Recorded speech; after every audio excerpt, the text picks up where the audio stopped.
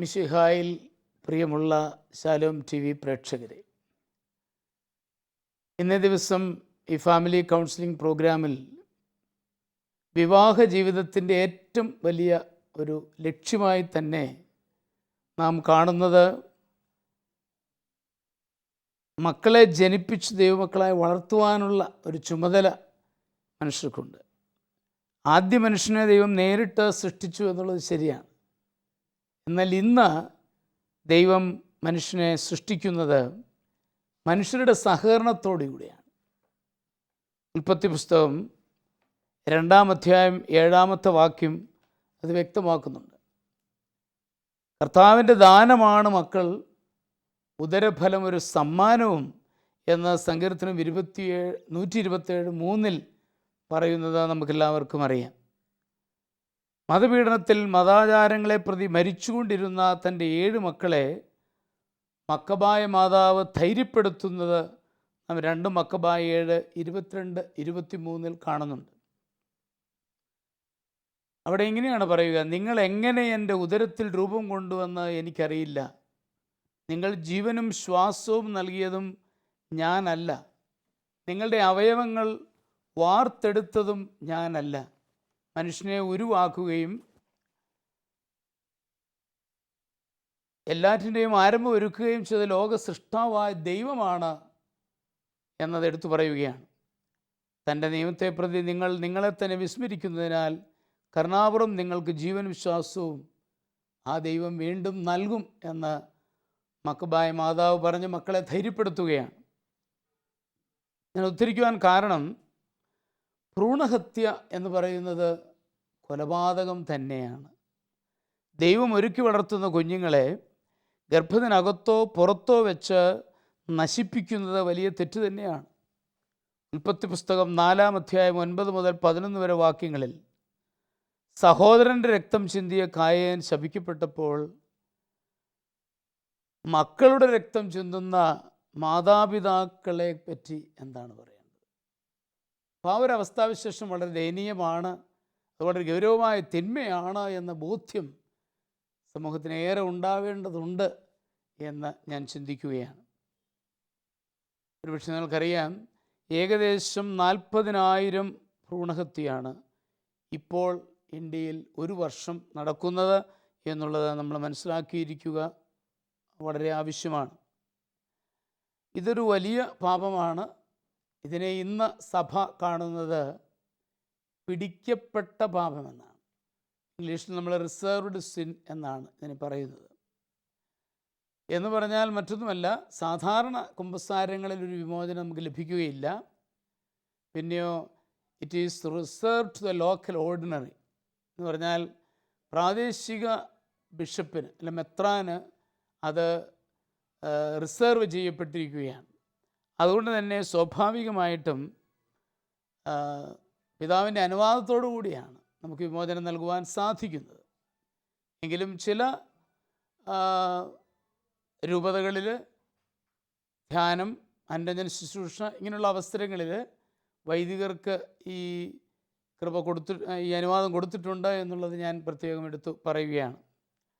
അതോടൊപ്പം തന്നെ ആഗോള സഭയുടെ വീക്ഷണപ്രകാരം മഹ്റോൻ ശിക്ഷ ലഭിക്കത്തക്ക അത്ര ഗൗരവമായിട്ടുള്ള ഒരു തിന്മയാണ് ഇത്. എന്നാൽ എല്ലാവരെയും മഹ്റോൻ ശിക്ഷ ചെല്ലുന്നുണ്ടോ എന്ന് വെച്ചാൽ ഇല്ല. കാരണം സഭയുടെ തുറന്ന മനസ്ഥിതിയാണ്. ഇങ്ങനെയുള്ളവർക്ക് തിരിച്ചു വരുവാനുള്ള ഒരു വഴി സഭ ഒരുക്കുകയാണ്. എൻ്റെ ഭാഷയിൽ പറഞ്ഞാൽ വാതിൽ തുറന്നിട്ടിരിക്കുകയാണ്. തിരിച്ചു വരുവാനും കർത്താവിലേക്ക് അനുതാപത്തോടെ കടന്നു വരുവാനുമുള്ള ഒരു അവസരം സഭ കൊടുക്കുന്നുണ്ട് എന്നുള്ളത് ഞാൻ എടുത്തു പറയുന്നതോടൊപ്പം തന്നെ ഇത് വളരെ ഗൗരവമേറിയ തിന്മയാണ്. അത് സഭയിൽ നിന്ന് പുറത്താക്കപ്പെടുന്ന അത്രയും ഗൗരവമായിട്ടുള്ള തിന്മയാണ് എന്നുള്ളതും നമ്മൾ മനസ്സിലാക്കിയിരിക്കേണ്ടതാണ്. അതുകൊണ്ട് തന്നെ ഈ ഒരു തിന്മയോട് പുലർത്തുന്ന ഒരു ലാഘവ മനോഭാവം അത് നമ്മൾ ഉപേക്ഷിക്കേണ്ടതാണ്. പലപ്പോഴും നമ്മുടെ സൗകര്യത്തെ പ്രതി, നമ്മുടെ ജീവിതത്തിന് ഇപ്പോൾ വേണോ വേണ്ടയോ, അല്ലെ വന്നാൽ നമ്മുടെ ജീവിതത്തിന് ഇത് അസൗകര്യമായി തീരുമോ എന്നിങ്ങനെയുള്ള പ്രശ്നങ്ങൾ കൊണ്ട് പലപ്പോഴും നമ്മൾ വളരെ നിസ്സാരമായിട്ട് ഇതിനെ കാണുന്ന ഒരവസ്ഥാവിശേഷമുണ്ട്. അതൊഴിവാക്കുവാനും അങ്ങനെയുള്ള ഈ പാപത്തെ വളരെ ഗൗരവമായി കാണുവാനും അത് വലിയ ഒരു കൊലപാതകത്തേക്കാൾ ഗൗരവമായിട്ടുള്ള ഒരു പാതകമാണ് എന്ന് മനസ്സിലാക്കുവാനും നമുക്ക് കഴിയണം. പരിശുദ്ധനായ ജോൺ പോൾ രണ്ടാമൻ മാർപ്പാപ്പയുടെ ഭാഷയിൽ മാർപ്പാപ്പ ഇതിനെ വിളിക്കുന്നത് ഒരു മരണസംസ്കാരമെന്നാണ്. ആ മരണസംസ്കാരം നമ്മുടെ കുടുംബങ്ങളിൽ ഇന്ന് നിലനിൽക്കുന്നുണ്ടോ എന്ന് വിലയിരുത്തുവാനും ഉണ്ടെങ്കിൽ അങ്ങനെയുള്ള തിന്മകളിൽ നിന്ന് പൂർണ്ണമായി വിമോചനം പ്രാപിക്കുവാനും ഇടവരണം എന്ന് വളരെ സ്നേഹപൂർവ്വം അച്ഛനെന്ന് ഓർമ്മിപ്പിക്കുകയാണ്. ഈ ആമുഖ ചിന്തകളോടുകൂടി ഇന്നത്തെ നമ്മുടെ ഒന്നാമത്തെ ചോദ്യത്തിലേക്ക് നമുക്ക് കിടക്കാം. ഇന്നത്തെ ആദ്യത്തെ കത്ത് എവിടുന്നാണ്? കോട്ടയത്ത് നിന്ന് ശോശാമ്മ എഴുതുന്ന കത്താണ്. എത്രയും ബഹുമാനപ്പെട്ട ലൂയിസ് അച്ഛ, ഞങ്ങളുടെ കല്യാണം കഴിഞ്ഞിട്ട് 13 വർഷമായി. എൻ്റെ ഭർത്താവ് ഒരു നല്ല മനുഷ്യനാണ്. ഞങ്ങൾ മാതാപിതാക്കളോടൊത്ത് സന്തോഷമായി കഴിയുന്നു. എൻ്റെ ഭർത്താവിന് 2 സഹോദരിമാരുണ്ട്. അവരെ കല്യാണം കഴിച്ച് അവരവരുടെ വീടുകളിൽ സന്തോഷമായി കഴിയുന്നു. ഈ സഹോദരിമാർ ഇടയ്ക്ക് വീട്ടിൽ വരുമ്പോൾ ഞാൻ മാതാപിതാക്കളെ അന്വേഷിക്കുന്നത് പോരാ എന്ന് പറഞ്ഞ് വഴക്കിട്ട് എന്നെ കരയിച്ചിട്ടേ പോകാറുള്ളൂ. അതിനുശേഷം മാതാപിതാക്കളും ഞങ്ങളോട് ശത്രുതയോടെ പെരുമാറുന്നു. എൻ്റെ ഭർത്താവിനോട് ഇത് പറഞ്ഞാൽ എന്നെ ആശ്വസിപ്പിക്കുമെന്നല്ലാതെ സഹോദരിമാരോടെ ഒന്നും പറയാറില്ല. ഞങ്ങളുടെ കുടുംബസമാധാനം നഷ്ടമാകാതിരിക്കുവാൻ ഞാൻ എന്ത് ചെയ്യണം? ഇതിനുള്ള പരിഹാരമാർഗം ശാലോമിലൂടെ തരണമേ. തീർച്ചയായിട്ടും ശോശാമ്മയുടെ വിഷമം ഞാൻ മനസ്സിലാക്കുന്നു. ഇവിടെ ഭർത്താവിൻ്റെ സഹോദരിമാർ വിവാഹം കഴിഞ്ഞാൽ അവരുടെ വീട് സ്വന്തമായി കരുതി ജീവിക്കേണ്ടവരാണ്. പക്ഷെ അതിൽ നിന്നും അകന്ന് തങ്ങളുടെ സ്വന്തം വീട്ടിലേക്ക് അല്ലെങ്കിൽ ജന്മം കിട്ടിയ വീട്ടിലേക്ക് വന്ന് ഇവിടെ ഒരു ബുദ്ധിമുട്ടുകൾ സൃഷ്ടിക്കുന്നതായിട്ടാണ് എനിക്ക് മനസ്സിലാവുന്നത്. തോബിത്ത് 10:12 പറയുന്നുണ്ട്, അവരാണ് ഇനിമേൽ നിനക്ക് മാതാപിതാക്കൾ എന്ന് പറഞ്ഞാൽ ആ കുടുംബത്തോട് ഒന്ന് ചേരുക, ഈ കുടുംബത്തിൽ നിന്നും മാറിപ്പോവുക, സ്വന്തം ഗ്രഹത്തെ മറന്നു കളയുവാൻ സങ്കീർത്തനം പറയുന്നത് പോലെ. അപ്പോൾ അങ്ങനെ അങ്ങ് ഉൾക്കൊള്ളുവാനായിട്ട് കഴിയുന്നില്ല എന്നാണ് എനിക്കിവിടെ മനസ്സിലാകുന്നത്. ആ വീടിനെ സ്വന്തമായി കണ്ട് അവിടെ സന്തോഷമായിട്ട് കഴിയണം, അവിടുത്തെ കാര്യങ്ങളിൽ ഇൻവോൾവ് ആകണം എന്നാണ് എനിക്ക് കൂടുതലായിട്ട് പറയാനുള്ളത്. വീട്ടിൽ സ്വന്തം അപ്പനെയും അമ്മയും വന്ന് കാണുന്നതിൽ യാതൊരു തെറ്റുമില്ല. ഞാനതിനകത്ത് എതിരൊന്നും പറയുന്നില്ല, മാനുഷികമായി ചിന്തിക്കാതെ പറയുകയുമല്ല. എന്നാൽ അവിടുത്തെ കുറ്റങ്ങൾ കണ്ടുപിടിച്ച് അത് പറഞ്ഞ് വീട്ടിലുള്ളവരെ വിഷമിപ്പിക്കുന്നത് ഒരിക്കലും ശരിയല്ല. കുറച്ചൊക്കെ മാതാപിതാക്കളോട് പറയാറുണ്ട് എന്ന് ഇവിടെ ഈ കത്തിലൂടെ എനിക്ക് മനസ്സിലായി. കാരണം മാതാപിതാക്കൾ പിന്നെ ഇവർ വന്നു പോയി കഴിഞ്ഞാൽ പിന്നെ ഇവളോട് ഒരു വിഷമമൊക്കെ കാണിക്കുന്നുണ്ട് എന്നുള്ളതുകൊണ്ടാണ് ഞാനത് എടുത്തു പറഞ്ഞത്. തീർച്ചയായിട്ടും അങ്ങനെ ഒരു പെരുമാറ്റം ഉണ്ടാവുന്നത് വളരെ മോശമാണ് എന്നുള്ളത് എടുത്തു പറയുന്നതോടൊപ്പം തന്നെ ഭർത്താവ് ഇത് കേൾക്കുന്നതും ആശ്വസിപ്പിക്കുന്നതും വളരെ നല്ലതാണ്.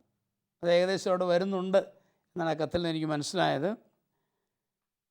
പിന്നെ അത് പെങ്ങന്മാരോട് ചോദിച്ച് പ്രശ്നങ്ങൾ ഉണ്ടാകാതിരിക്കുന്നതാണ് നല്ലത്. ഞാൻ ആ ഭർത്താവിൻ്റെ കൂടെ നിൽക്കാൻ ആഗ്രഹിക്കുകയാണ്. കാരണം അയാൾ പിന്നെ അത് വിളിച്ച് ചോദിച്ച്, എടി നീ ഇത് പറഞ്ഞോ, എന്നാടി പറഞ്ഞത്, നമ്മുടെ പ്രശ്നമായി. പിന്നെ അത് വളരെ വലുതാകാനേ സാധ്യതയുള്ളൂ. അതൊരു കുടുംബ സമാധാനത്തിന് ആവശ്യമാണ്, അല്ലെങ്കിൽ അത് ബുദ്ധിമുട്ടുണ്ടാക്കുമെന്നാണ് എനിക്ക് തോന്നുന്നത്. ശോശാമ്മ ഇതിൽ ഒത്തിരി അസ്വസ്ഥതയോടെ ആണ് എനിക്കറിയാം.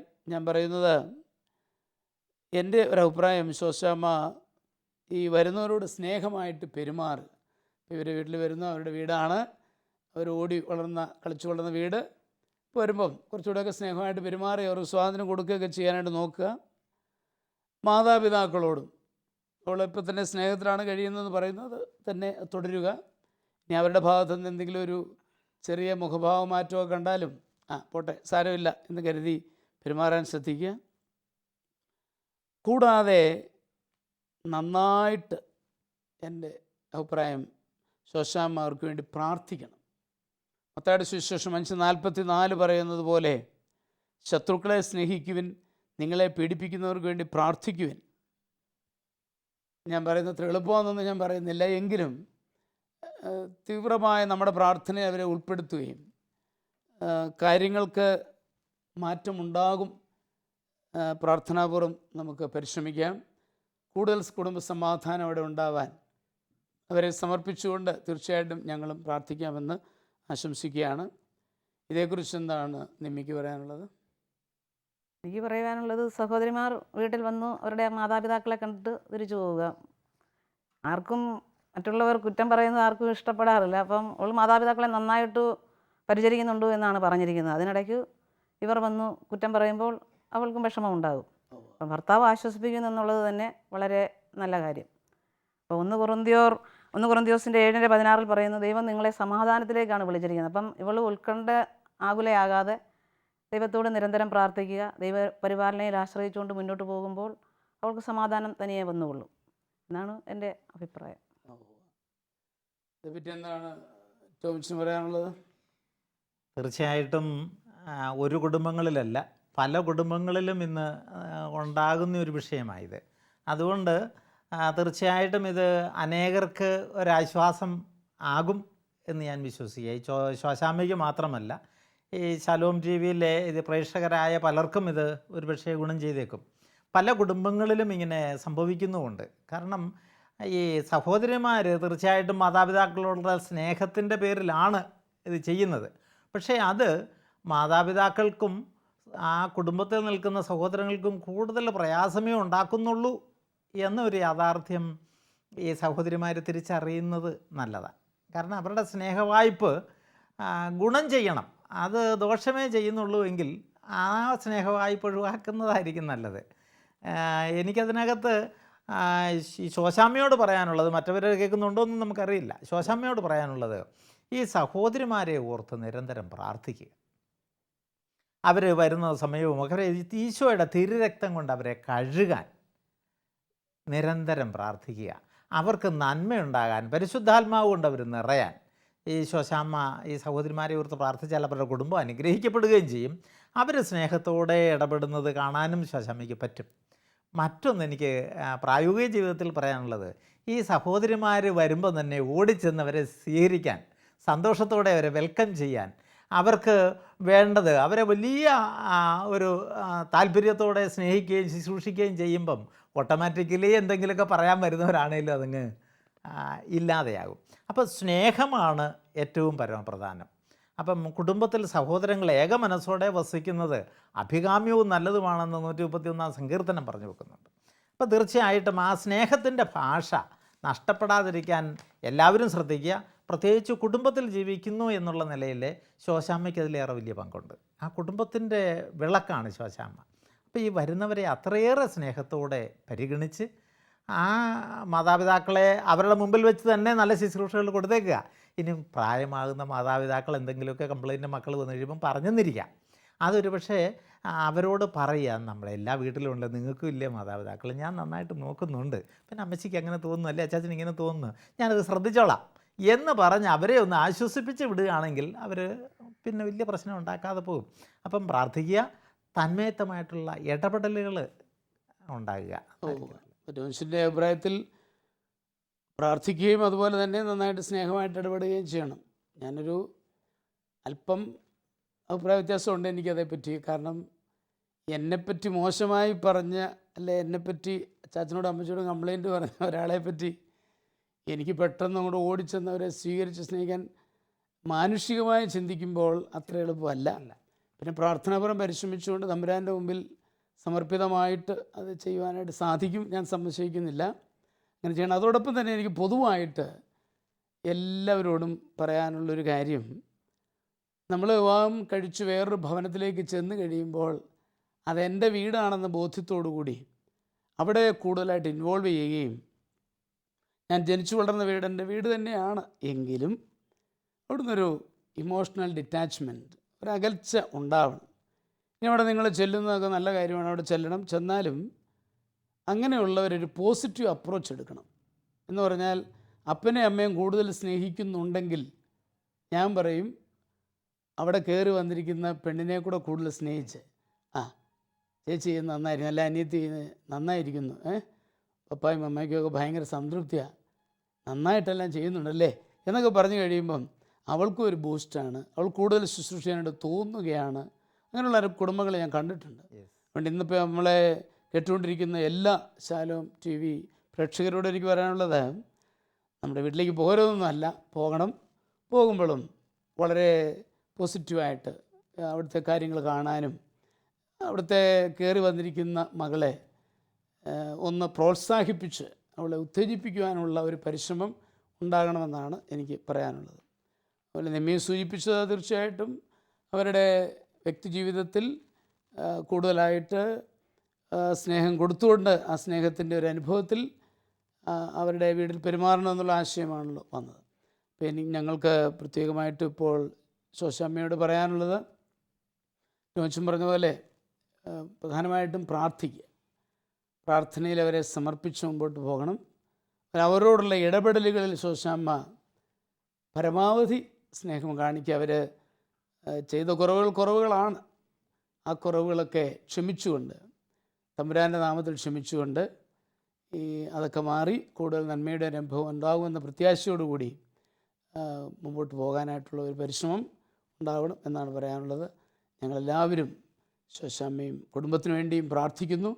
കാര്യങ്ങൾ ഭംഗിയാവും. എഴുത്തെഴുതി ഇവരെ അറിയിച്ചതിന് പ്രത്യേകം നന്ദിയോടുകൂടി ഞങ്ങൾ അടുത്ത കത്തിലേക്ക് തിരിയട്ടെ. തിരുവനന്തപുരത്തു നിന്നും തോമസ് എഴുതുന്ന കത്താണ് അടുത്തത്. ബഹുമാനപ്പെട്ട അച്ഛ, കഴിഞ്ഞ മാസം ഞങ്ങളുടെ പള്ളിയിൽ നടന്ന ഒരു ക്ലാസ്സിൽ നിന്നും അബോർഷൻ പോലെ തന്നെ ഗൗരവമേറിയ പാവമാണ് കുഞ്ഞുങ്ങൾ ഉണ്ടാകാതിരിക്കുവാൻ എടുക്കുന്ന എല്ലാ മുൻകരുതലുകളും, അതായത് കോപ്പർട്ടി പോലുള്ള എല്ലാ ഗർഭനിരോധന മാർഗങ്ങളും. ഇത് ശരിയാണോ? അന്നു മുതൽ മനസ്സിലാകെ ഒരസ്വസ്ഥത. ശാലോമിലൂടെ ഇതിനുള്ള മറുപടി എനിക്ക് തരണമേ. പല ആളുകൾക്കും തോന്നുന്ന ഒരു സംശയമാണ്, അബോർഷൻ അല്ലെ ഭ്രൂണഹത്യപാലിൻ്റെ പാപമാണ്, പക്ഷെ മറ്റു മാർഗങ്ങളെക്കുറിച്ചുള്ള അത് അത്രയും ഗൗരവമാണോ എന്നൊക്കെ ചിന്തിക്കുന്ന ഒരു മനോഭാവം അത് തന്നെയാണ് ഇവിടെ പ്രകടമായിരിക്കുന്നത്. തോമസ് ഒരു കത്തെഴുതി സംശയ നിവാരണം നടത്തുവാൻ ഉദ്യമിച്ചതിന് ആദ്യമായി ഞാൻ തോമസിന് നന്ദി പറയുകയാണ്. തീർച്ചയായിട്ടും ക്ലാസ്സിൽ നിങ്ങളുടെ പള്ളിയിൽ വന്ന് ക്ലാസ് എടുത്ത അദ്ദേഹം പറഞ്ഞത് വളരെ തികച്ചും ശരിയായ കാര്യം തന്നെയാണ്. അതുകൊണ്ട് തന്നെ ഞാൻ പൊതുവായിട്ടത് പറയാൻ ആഗ്രഹിക്കുന്നത്, പ്രോപ്പർട്ടി ശരിക്കും അബോർഷൻ തന്നെയാണ്. വയറ്റിലുണ്ടാകുന്ന കുഞ്ഞിനെ മാതൃകയുള്ളൊരു കുഞ്ഞ് ഒരു കത്തി നശിപ്പിക്കുകയാണ് ചെയ്യുക. കുഞ്ഞ് എന്ന് ഞാൻ പറഞ്ഞപ്പോൾ ചില അഭിപ്രായ വ്യത്യാസം ഉണ്ടാവാം. ചിലതിനെ ഭ്രൂണമെന്ന് വിളിക്കാറുണ്ട്, പക്ഷെ അത് ശരിയല്ല. ഒരു കുഞ്ഞ് ഒരു അമ്മയുടെ വയറ്റിൽ കരുവാകുന്നത് at the moment of conception, ഗർഭധാരണ ആദ്യത്തെ നിമിഷം തന്നെയാണ്. അതുമുതലൊരു കുഞ്ഞാണ്, അത് വളരുകയാണ്. പിന്നീട് അതിനെ നശിപ്പിക്കുന്നത് തീർച്ചയായിട്ടും തെറ്റ് തന്നെയാണ്. അത് WHO പഠനമാണ്, ഞാനോ മറ്റാരെങ്കിലോ പറഞ്ഞതല്ല എന്നുള്ളത് നമ്മൾ മനസ്സിലാക്കണം. അതുപോലെ തന്നെ ഐപിൽ, പ്രിവെൻറ്റോൾ, അൺവാണ്ടഡ് 72, നോർലേവോ എന്നീ ഗുളികകളും ചെയ്യുന്നത് ഗർഭനശീകരണമാണ്, അഥവാ അബോർഷൻ തന്നെയാണ്. ഈ ഗുളികകളുടെ പുറത്ത് ഗർഭനിരോധനം എന്നാണ് എഴുതിയിരിക്കുന്നത്. അത് തികച്ചും തെറ്റാണ്. ഡോക്ടേഴ്സ് അത് വളരെ വ്യക്തമായിട്ട് പ്രൂവ് ചെയ്തിട്ടുള്ളതും അറിയിച്ചിട്ടുള്ളതുമാണ്. ഗുളികകൾ കഴിക്കുന്നവർ 3 ദിവസം പ്രായമായ കുഞ്ഞിനെയാണ് കൊല്ലുന്നത് എന്ന് നമുക്ക് പറയുവാൻ സാധിക്കും. 72 മണിക്കൂറിനുള്ളിൽ ഗുളിക കഴിക്കണമെന്നാണ് പാക്കറ്റിൽ പറഞ്ഞിരിക്കുക, ഡിറക്ഷൻ തന്നിരിക്കുക. അപ്പോൾ 3 ദിവസം പ്രായമുള്ള കുഞ്ഞിനെയാണ് അവർ കൊല്ലുന്നത് എന്നുള്ളത് പലപ്പോഴും മനസ്സിലാക്കാതെയാണ് ആളുകൾ പെരുമാറുന്നത് എന്നെനിക്ക് ബോധ്യമുണ്ട്. കോപ്പർട്ടി ഉപയോഗിക്കുന്നവർ മന്ത്ലി അബോർഷനാണ്. അത് വളരെ ഗൗരവമായ തെറ്റാണ് എന്നുള്ളത് അറിഞ്ഞിരിക്കണം. 2 മക്ബായ 7:22-23 ജീവൻ്റെ ഉടമ ദൈവമാണെന്ന് വ്യക്തമാക്കിയിട്ടുണ്ടല്ലോ. അതുപോലെ വന്ധീകരണ ശസ്ത്രക്രിയ, ലൂപ്പ് നിരോധ വിഡ്രോവൽ എല്ലാം ദൈവഭക്തതയെ തകർക്കുന്ന പാപങ്ങളാണ്. അത് വളരെ ഗൗരവമായിട്ടുള്ള തെറ്റ് തന്നെയാണ് എന്ന് പറയുവാനായിട്ട് ഞാൻ ആഗ്രഹിക്കുകയാണ്. സഭാപിതാവായ തെർത്തുല്യൻ പറയുന്നുണ്ട്, ജനിക്കാനിരിക്കുന്ന കുഞ്ഞിന് ജനിക്കാനിടം കൊടുക്കാത്തപ്പോൾ ആ കുഞ്ഞിനെ കൊന്നതിന് തുല്യമാണ്. തോമസിന് കാര്യങ്ങൾ വ്യക്തമാണെന്ന് അച്ഛൻ വിചാരിക്കുകയാണ്. തോമസ് വളരെ എളിമയോടുകൂടി കത്തെഴുതി ചോദിച്ചതിന് ഞാൻ നന്ദി പറയുന്നു. അതാണ് എനിക്ക് പറയാനുള്ളത്. ടോമിച്ചിന് ഇതേപ്പറ്റി എന്താണ് പറയാനുള്ളത്? തീർച്ചയായിട്ടും അച്ഛൻ പറഞ്ഞതിനെ അടിവരയിട്ട് സപ്പോർട്ട് ചെയ്യാനാണ് ഞാൻ ആഗ്രഹിക്കുക. കാരണം വളരെ വ്യക്തമായിട്ട് എഫെസൂസുകാർക്ക് എഴുതിയ ലേഖനത്തിൽ പറഞ്ഞു വെക്കുന്നുണ്ട്, അനാദിയിലെ ദൈവം തിരഞ്ഞെടുക്കുന്നതാണ് ഉരുവാകുന്ന ശിശു. അപ്പം ദൈവം അനാദിയിലെ തിരഞ്ഞെടുത്തിട്ട് കാലത്തിൻ്റെ തികവിൽ മാതാപിതാക്കളിലൂടെ ജഡം സ്വീകരിക്കാൻ മാത്രമാണ് ഈ അവസരം ഉണ്ടാകുക. അപ്പം ദൈവം അനാദിയിലെ ജനിക്കാൻ വേണ്ടി തിരഞ്ഞെടുത്തിരിക്കുന്ന ഒരു കുഞ്ഞിനെ എൻ്റെ ജഡത്തിൻ്റെ അവകാശം മാത്രമേ എനിക്കുള്ളൂ. അതിനെ കൊന്നു കളയാൻ, അതിനെ വേണ്ടാന്ന് വെക്കാനുള്ള അവകാശം മനുഷ്യനില്ല. 2, ക്രൈസ്തവ വിശ്വാസമനുസരിച്ച് മക്കൾ ദൈവം നൽകുന്ന ദാനമാണെന്നും ഉദരഫലം ഒരു സമ്മാനമാണെന്നും 127-ാം സങ്കീർത്തനം പറയുന്നുണ്ട്. അപ്പം ദൈവം ദാനമായി തരുന്നതിനെ വേണ്ട എന്ന് വെക്കാനോ, ദൈവം അവളുടെ ഉദരത്തിൽ ഉരുവാക്കുന്നതിന് അവൻ്റെ ആ സൃഷ്ടാവിൻ്റെ കൈക്കിട്ട് തട്ടിക്കളയുന്ന പ്രക്രിയ തന്നെയാണ് ഏത് തരത്തിലുള്ള സംവിധാനങ്ങളും. ദൈവത്തിൻ്റെ മുമ്പിൽ ഇതാ ഞാനെന്ന് പറയാൻ പഠിക്കുന്ന മനുഷ്യന് അനുഗ്രഹത്തിൻ്റെ ജീവിതമാണെന്ന് അസന്നിഗ്ധമായിട്ട് പറയാൻ എനിക്ക് സാധിക്കും. എൻ്റെ ജീവിതാനുഭവം കൂടിയാണ് ഞാനീ പറയുന്നത്. ഇതാ ഞാൻ കർത്താവിൻ്റെ ദാസി എന്ന് പറഞ്ഞ മാതാവിൻ്റെ മനോഭാവത്തോടെ ദൈവം എനിക്ക് തരുന്നതെല്ലാം നന്മയാണെന്നും നല്ലതാണെന്നും എനിക്ക് ദോഷമായിട്ട് എൻ്റെ ദൈവം ഒന്നും ചെയ്യില്ല എന്നും ഉത്തമ വിശ്വാസം ഒരു ക്രൈസ്തവനെന്ന് അല്ല, എല്ലാവർക്കും ഉണ്ടാകണം. പ്രത്യേകിച്ച് മാമോദിസ സ്വീകരിക്കുന്ന ഏതൊരു ക്രൈസ്തവനും ദൈവത്തിൻ്റെ വിധേയത്വത്തിൽ വിളിക്കപ്പെട്ടവൻ. ആ ബോധ്യം അവനുണ്ടെങ്കിൽ എന്നെ സൃഷ്ടിച്ച എൻ്റെ ദൈവം എന്നെ പരിപാലിക്കും. എനിക്ക് കുഞ്ഞുങ്ങളെ തന്നിട്ടുണ്ടെങ്കിൽ അതുങ്ങളെ വളർത്താനും പരിപാലിക്കാനും ദൈവത്തിന് ഉത്തരവാദിത്വമുണ്ട്. ഇത് ഞാനെന്തോ ചെയ്യുന്നു എന്ന ഭാവത്തിൽ കുഞ്ഞുങ്ങൾ കൂടിപ്പോയാൽ ഇപ്പോഴത്തെ വിദ്യാഭ്യാസ ചിലവ് അങ്ങനല്ലേ ഇങ്ങനെയല്ലേ കുറേ ന്യായങ്ങൾ നടത്തുന്നവരുണ്ട്. തികച്ചും തെറ്റാത്. ഇതിന് മുമ്പ് 10, 12, 13, 14 കുഞ്ഞുങ്ങളുണ്ടായിരുന്ന കാലഘട്ടത്തിലെ ദാരിദ്ര്യത്തിലായിരുന്നു നാട്. ആ അവസരത്തിൽ ഈ കുഞ്ഞുങ്ങളെല്ലാം വളർന്ന് ലോകത്തിൻ്റെ നാനാഭാഗങ്ങളിൽ മനോഹരമായ ജീവിതം നയിക്കുന്നവരുണ്ടെങ്കിൽ ഇന്ന് അനേക കുടുംബങ്ങളുടെ മക്കൾ കൂടിയുള്ള കുടുംബങ്ങളൊക്കെ അനുഗ്രഹത്തിൻ്റെതായ സന്തോഷത്തിൻ്റെതായ ദിനങ്ങളാണ് അവരുടെ ജീവിതത്തിൽ അവരുടെ കുടുംബത്തിൽ ഉണ്ടാകുന്നതെന്നുള്ള നമ്മൾ കണ്ടുപഠിക്കണം. നമ്മുടെ ചുറ്റും നോക്കിയാൽ മതി.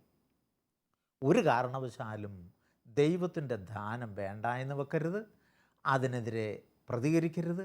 അത് സന്തോഷത്തോടെ ദൈവം തരുന്നത് സ്വീകരിച്ചുകൊണ്ട് ദൈവത്തിൻ്റെ ഹിതത്തിന് തന്നെ സമർപ്പിക്കുക.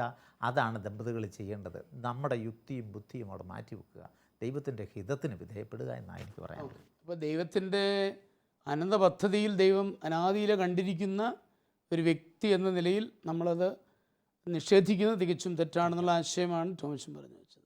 ഇതിനെപ്പറ്റി നിമ്മിക്ക് എന്താണ് പറയാനുള്ളത്?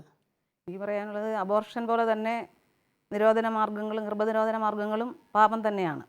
ബൈബിൾ പ്രഖ്യാപിക്കുന്നുണ്ട് മക്കൾ ദൈവത്തിൻ്റെ ദാനമാണ് എന്ന്.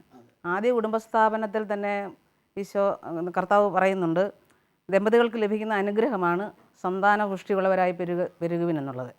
അപ്പം അതിന് നമ്മൾ ഘടകവിരുദ്ധമാണ് ഈ ചെയ്യുന്ന പ്രവൃത്തികളെല്ലാം. രണ്ടാമത്തെ കുടുംബസ്ഥാപനത്തിൽ ഭാര്യയോട് ചേരുക, ഒറ്റ ശരീരമാവുക എന്ന് പറഞ്ഞു വയ്ക്കുന്നുണ്ട്. അപ്പം മക്കൾക്ക് ജന്മം നൽകുവാനുള്ള പവിത്രമായ കടമയാണ് അതിലൂടെ നമുക്ക് ലഭിക്കുന്നത്. അപ്പോൾ നമ്മുടെ പൂർവ്വപിതാക്കന്മാർ ഈ സന്താന ഉണ്ടാകുന്നതിന് ഒരു തടസ്സവും സൃഷ്ടിച്ചിരുന്നില്ല. അവർ എത്ര മക്കളുണ്ടോ അത്രയും മക്കളെ സ്വീകരിച്ചിരുന്നു. ഈ ആധുനിക കുടുംബത്തിലാണ് മക്കൾക്ക് ജന്മം നൽകുവാനുള്ള ഈ വിമുഖതയൊക്കെ. അവർ കൂടുതൽ ബുദ്ധിയുള്ളവരായി തീർന്നത് കൊണ്ട് കൂടുതൽ ചിന്തിക്കുന്നു. അപ്പോൾ മക്കൾ കൂടുതലുണ്ടായാൽ കൂടുതൽ ചിലവേറും. അവരെ നല്ല രീതിയിൽ പഠിപ്പിക്കാനും അവരെ നല്ല രീതിയിൽ സമ്പത്ത് കൊടുത്ത് വളർത്തുവാനും ഒന്നും പറ്റുകയില്ല എന്നുള്ള ചിന്ത അവരിൽ വ്യാപരിക്കുന്നത് കൊണ്ടാണ് ഇങ്ങനെയൊക്കെ സംഭവിക്കുന്നത്. അതുകൊണ്ടാണ് ദൈവത്തിൻ്റെ ഹിതമായി കണ്ടുകൊണ്ട് അനാദിയിലെ ദൈവം നൽകിയ ഒരു വ്യക്തി എന്ന നിലയിൽ സ്വീകരിച്ച് മുമ്പോട്ട് പോകണം എന്നുള്ളതാണ് നമ്മയുടെ അഭിപ്രായം. നമുക്കിന്ന് ഈ 2 കുടുംബങ്ങളെയും ഈശോയുടെ തിരുമുമ്പാകെ സമർപ്പിച്ചുകൊണ്ട് നമുക്കൊരു നിമിഷം പ്രാർത്ഥിക്കാം. നല്ലവനും സ്നേഹനിധിയുമായ പൊന്നുതമ്പുരാനെ, ഞങ്ങളെ അങ്ങയുടെ തിരുമുമ്പാകെ സമർപ്പിച്ച ഈ കുടുംബങ്ങളെ അങ്ങ് ഏറ്റെടുക്കുകയും വഴി നടത്തുകയും ചെയ്യണമേ. അവരുടെ ജീവിത പ്രശ്നങ്ങൾ എളിമയോടുകൂടി അവർ ചോദിക്കുവാനിടയായപ്പോൾ ഇന്ന് ഈ സംപ്രേഷണം ശ്രദ്ധിച്ചുകൊണ്ടിരിക്കുന്ന എല്ലാവരുടെയും പ്രാർത്ഥന അവർ ആഗ്രഹിക്കുന്നുണ്ടല്ലോ. ഞങ്ങളവരും ഒന്നു ചേർന്നവരെ അങ്ങയുടെ തിരുമുമ്പാകെ സമർപ്പിക്കുന്നു. അവരുടെ കുടുംബത്തിലേക്ക് അങ്ങ് കടന്നു ചെന്ന് അവരെ അനുഗ്രഹിച്ച് ആശീർവദിക്കണമേ. കുടുംബത്തിൽ സന്തോഷവും സമാധാനവും നല്ല ധാർമ്മിക മൂല്യങ്ങളുള്ള നല്ല ബോധ്യവും നൽകി അവരെ അനുഗ്രഹിക്കണമേ. പിതാവും പുത്രനും പരിശുദ്ധാത്മാവുമായ സർവേശ്വര എന്നേക്കും ആമേൻ.